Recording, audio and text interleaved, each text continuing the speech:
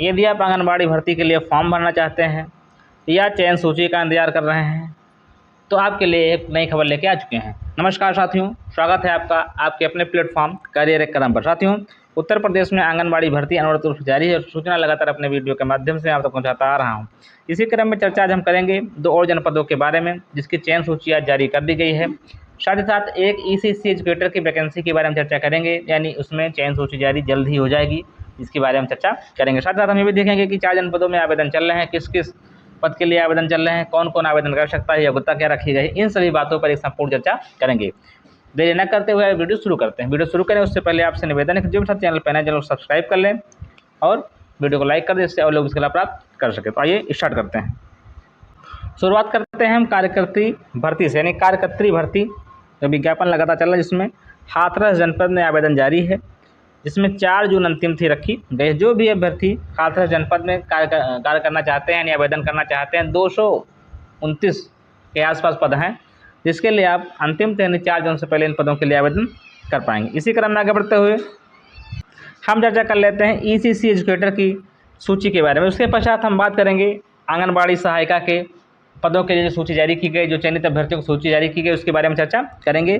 तो साथियों, शाहजहाँपुर से ये जारी किया गया है लेटर, यानी पेपर कटिंग है, शाहजहाँपुर से जारी किया गया है, जिसमें 160 पदों के सापेक्ष 480 लोगों की सूची तैयार हुई थी, जिसमें 160 पदों के सापेक्ष लगभग 3500 अभ्यर्थियों ने आवेदन किया था। इसके बाद पोर्टल पर 480 लोगों की सूची उपलब्ध हो गई है। सूची सेवा प्रदाता कंपनी के पास भेज दी गई है। जैसे ही कंपनी उसको रेफरेंस देता है, यानी उसको रिवर्स करता है, सूची पोर्टल पर अपलोड की जाएगी, यानी विभाग को उपलब्ध हो जाएगी। तो जैसे 160 अभ्यर्थियों की सूची होती है, उसको अपने वीडियो के माध्यम से आप तक पहुँचाने की कोशिश करूँगा। तो ये थी ECC एजुकेटर की शाहजहाँपुर की रैंडम सूची के बारे में। जैतीपुर बाल विकास परियोजना की सहायिका की रिक्त पदों की सूची, चयन सूची जारी कर दी गई है, जिसमें आप देख पा रहे हैं स्क्रीन पर कुल 32 अभ्यर्थियों का चयन शाहजहाँपुर के जैतीपुर बाल विकास परियोजना से किया गया है, जिसकी सूची वेबसाइट के ऑफिशियल वेबसाइट यानी NIC पर उपलब्ध है। जो भी अभ्यर्थी देखना चाहते हैं वो वहाँ से जाके आप सूची को देख सकते हैं कि किन किन अभ्यर्थियों का चयन हुआ है। साथियों, आगे बढ़ें हम अगले सहायिका के पद की ओर, यानी पद के जो चयन सूची है उसकी ओर, चयन सूची के और आगे बढ़े उससे पहले हम देख लेते हैं किन किन जनपदों में आवेदन चल रहे हैं। तो हम सारे सहायिका पदों की सूची के अगले जनपद की ओर बढ़े उससे पहले हम देख लेते हैं। तो 3 जनपदों में ECC एजुकेटर के आवेदन चल रहे हैं, जिसमें योग्यता की चर्चा सबसे पहले हम कर लेते हैं। तो योग्यता बहुत ही साधारण रखी गई। साधारण का तात्पर्य यह है कि ग्रेजुएशन रखी गई है योग्यता, जिसमें आप होम साइंस विषय से ग्रेजुएट हैं तब इन पदों के आवेदन कर पाएंगे। चाहे आप आर्ट्स से यानी BA हो या BSc हो, दोनों पदों के लिए अभ्यर्थी इस पदों के लिए आवेदन कर ही पाएंगे। इसके अलावा यदि आप होम साइंस विषय से ग्रेजुएट नहीं है और आपने NTT, CT नर्सरी या DPSC का डिप्लोमा कर रखा है, तब भी आप इन पदों के लिए आवेदन कर पाएंगे। एक सामान्य सी योग्यता है 21-40 वर्ष के मध्य आयु सीमा निर्धारित की गई है और पुरुष, महिला, विकलांग, भूतपूर्व सैनिक खिलाड़ी कोई भी इन पदों के लिए आवेदन कर सकता है।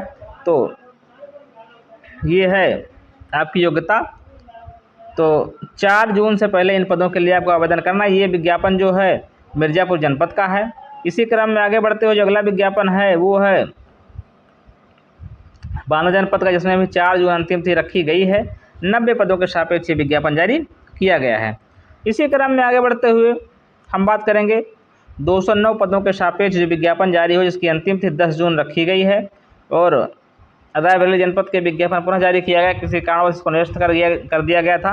योग्यता इसमें देखिए और स्पष्ट कर दी गई है इसी एजुकेटर की कि जो भी अभ्यर्थी आवेदन करना चाहते बिल्कुल स्पष्ट तौर पर कहा गया है होम साइंस होना चाहिए। चाहे आप देखिए BA हो, चाहे आप BSc होम साइंस से, दोनों आवेदन कर पाएंगे। प्री स्कूल एजुकेशन में डिप्लोमा हो या NTT का डिप्लोमा हो, ये अभ्यर्थी इन पदों के लिए आवेदन कर पाएंगे। योग्यता आपके सामने बिल्कुल स्पष्ट हो गई। आगे बढ़ें चयन सूची के बारे में, अगले जनपद के बारे में। जो अगले जनपद की चयन सूची है वो गाजीपुर जनपद से है। गाजीपुर जनपद के लगभग 5 से 6 परियोजनाओं की सूची हमने पहले उपलब्ध कराई थी। ये है अब 5 से 6 परियोजनाओं की सूची और आ चुकी है, जिसमें भदौरा परियोजना की सूची आपके सामने है। सहायिका पद के लिए चयन किया गया है।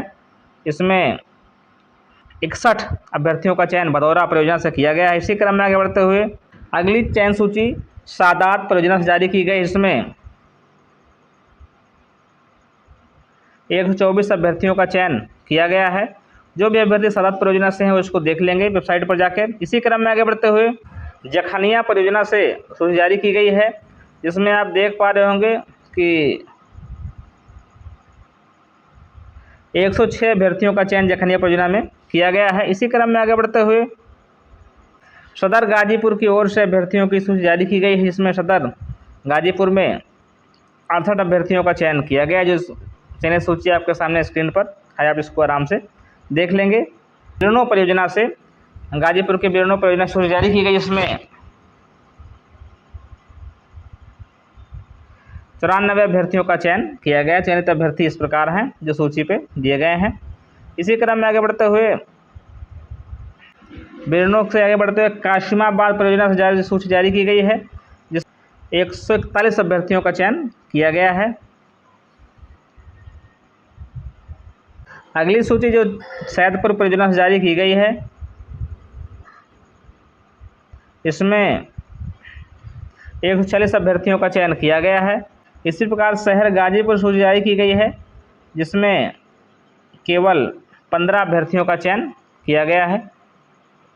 इसी प्रकार करंडा परियोजना सूची जारी की गई है, जिसमें सिर्फ 15 अभ्यर्थियों का चयन किया गया है।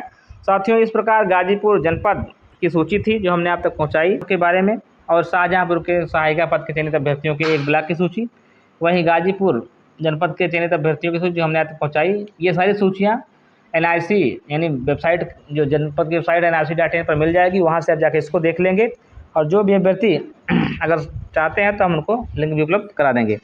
इसके अलावा और इसी लेटर के संबंध में सूचना, जो लोग फॉर्म भरना चाहते हो जनपदों में फॉर्म भर सकते हैं, चाहे जनपद से आप निवास करते हो। योग्यता की चर्चा हमने वीडियो में कर ही ली। बाकी एक जनपद में आवेदन चल रहा है कार्यकर्त्री पद के लिए, जो भी आवेदन करना चाहते हैं वो अंतिम दिन 4 जून से पहले उन पदों के लिए आवेदन कर सकते हैं। साथियों, ये थी आज की सूचना जो हमने आप तक पहुँचाई। जानकारी कैसे लेकर कमेंट जरूर बताइएगा, और जो भी चाहते चैनल पहले अपडेट करें, चैनल को सब्सक्राइब करना ना भूलिएगा। मिलते हैं अगले वीडियो, तो के लिए नमस्कार।